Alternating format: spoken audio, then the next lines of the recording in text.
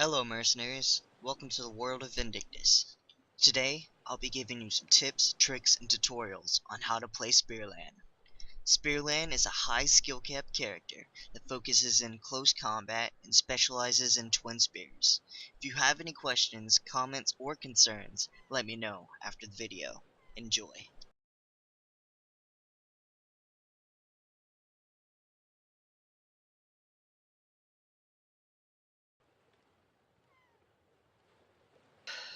In this picture, I'll show you my global method for controlling Lann via a keyboard pick, via a keyboard pick and a crude drawing.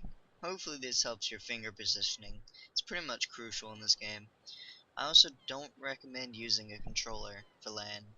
If you guys have any questions about anything you're stuck on or can't quite understand, let me know and I'll try and help you out. I've developed my playstyle over years of practice with Lann. Hopefully it doesn't take you that long to develop your own, because, well, hopefully this tutorial helps you out.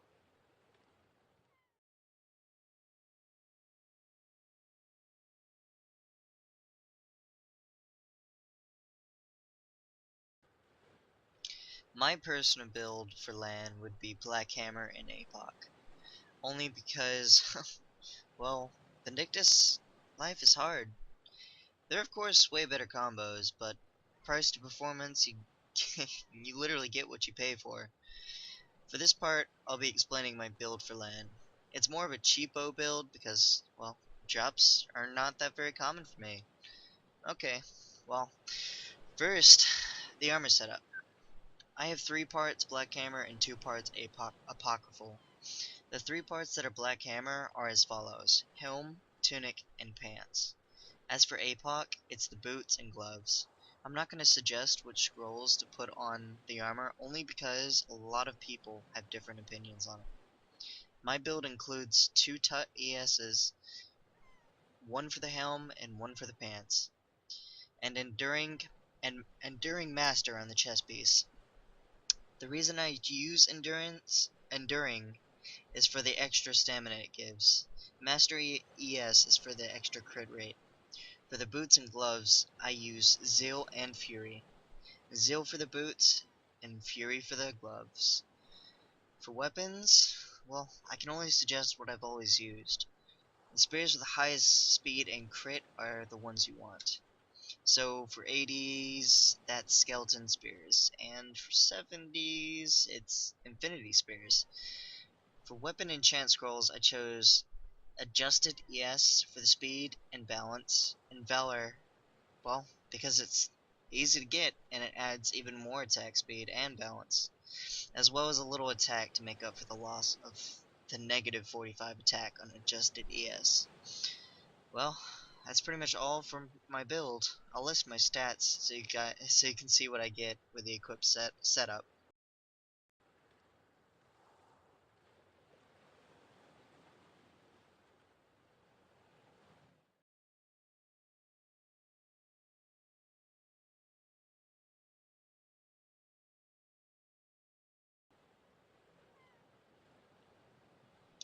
Now, Lann isn't for everyone. Those that have issues with timing should use practice mode until they feel like it's time to join the real battle. Even with the update, Lann still has a skill cap, and most people will still find them a bit harder than most tunes, albeit more fun. In the videos I'm about to show you, I'll skim over many of the boss's iframes that are in the game. I chose one boss from each area, and hopefully you can get the gist of where they are.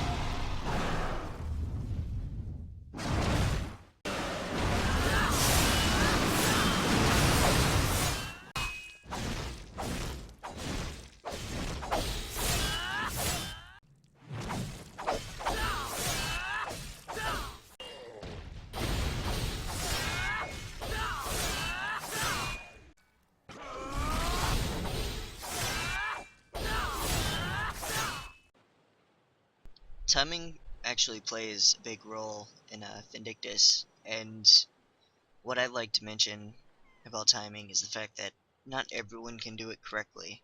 What I would like to use is the timer above the top of the screen. There's an option in the settings that allows you to change it to put it up there, but not everyone has that option.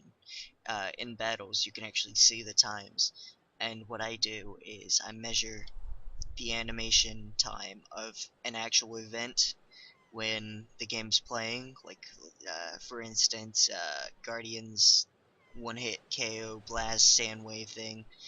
I measure that with the timer, and if I get caught out, or if I'm something like that, or if I know I'm not going to make it, I will use trans animation cancel to actually make it without dying, because dying sucks and no one likes to revive.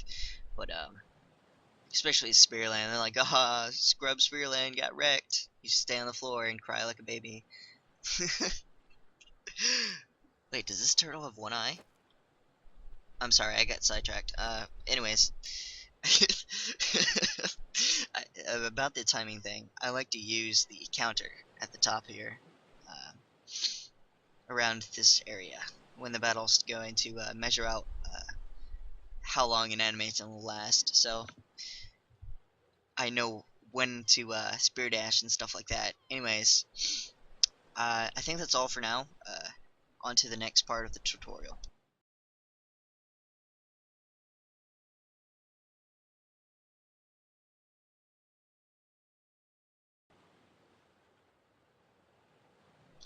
In the case you're looking for a guide on what to max for lands AP wise, there are 7 skills that are absolutely critical for Lann. Yes, that was a pun. Anyways, here's the list. Twin Spears. Number 1. Critical hit. The reason I say max this first is because in order to use Gliding Fury or Lightning Fury, which I'm about to mention, you need to be able to achieve a critical hit. Number 2. Fury Infusion. This increases your crit by 22% and gives you 900 attack if you max it. It also restores your stamina completely, and with the changes to it that arrived in the Lann revamp, you can now restore the health you just consumed by using smash attacks. Number 3, Gliding Fury. This is the skill that allows you to combo off a critical hit with a hard-hitting smash. If you crit with this smash, you can then perform Lightning Fury. Number 4, Lightning Fury. This skill can only be performed when you crit with Gliding Fury, and with the recent changes to it, you are now invincible for the skill's entire animation. Number 5, Critical Break. This skill was pretty much mistranslated, and it does increase your crit. It also increases your critical damage. Now number 6, Slashing High. This skill is so awesome. Not even having a stamina cost for a max duration. So amazing. And number 7, Spear Dash. Maxing this increases the iron frames of Spear Dash from 0.3 to 0.66. So it's definite must if you're playing spears. On to skills you can ignore. Furious 7. This skill is pretty much useless since they put a timer on SP skills. Its only use is for flinching. I know, I'm worried about that, but okay. Number 2, Meditation. This skill's useless as all hell. Don't put any AB into this. Number 3 is Campfire Mastery. Guild Campfire is pretty much Number 4, Intelligence Mastery. What is this? Come on. Seriously, don't put any AP into this skill. It's useless for Lann. Now I'm going to talk about the new skills and the changes to the skills that occurred after the revamp. Number 1, Critical Break. This skill increases your critical damage and critical chance. The skill is mistranslated too. This is also a passive skill. Fury Infusion. The skill isn't new, but the changes to it are. You can now restore the HP you consumed with it by performing smashes. This is an active skill. Belclair. You can cancel the skill if you use Spirit Ash during the skill's animation. The skill applies a passive called Blood Pact, which pretty much is the definition of a double-edged sword. It allows you to do more damage, but the drawback is you take more damage until the effect wears off. Spear Dash. Nothing much to say about it other than the fact the skill's iframes were increased from 0.3 to 0.6, which I love it the way it is now. Lightning Fury. The changes to the skill is awesome. It makes you invincible for the skill's entire animation. I'm pretty sure I already said that, but just putting it in there for clarification. Gliding Fury and Lightning Fury. This allows the use of 1 to 2 auto attacks to continue either Grand Hurricane or Moon Splitter. Now, some people may not know this, but the next one is Standing Endurance. You can now perform Gliding Fury after Standing Endurance activates, which I think is pretty awesome.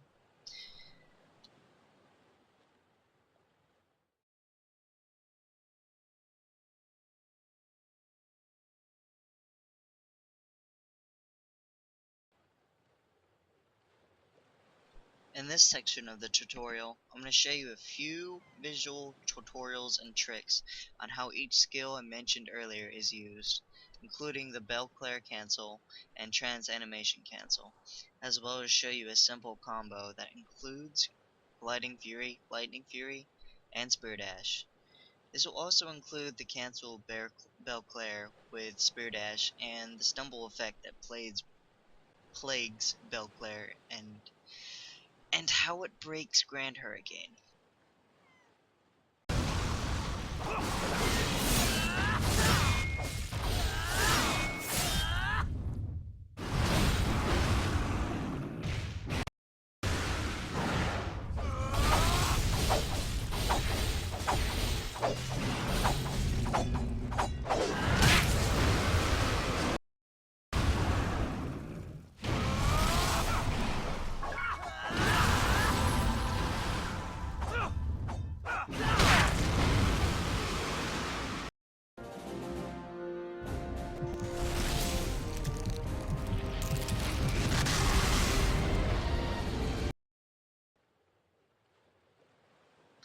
In this last clip, I'll show you the changes with Gliding Fury, Lightning Fury, Standing Endurance, Moon Splitter, and Grand Hurricane.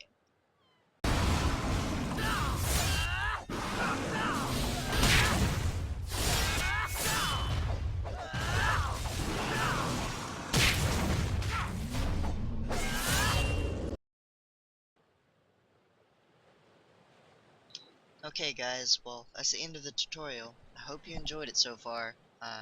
Hope it was actually very entertaining watching me fumble with words and random other stuff. But I think it's about time for me to sign off. Till next time, Dark signing out.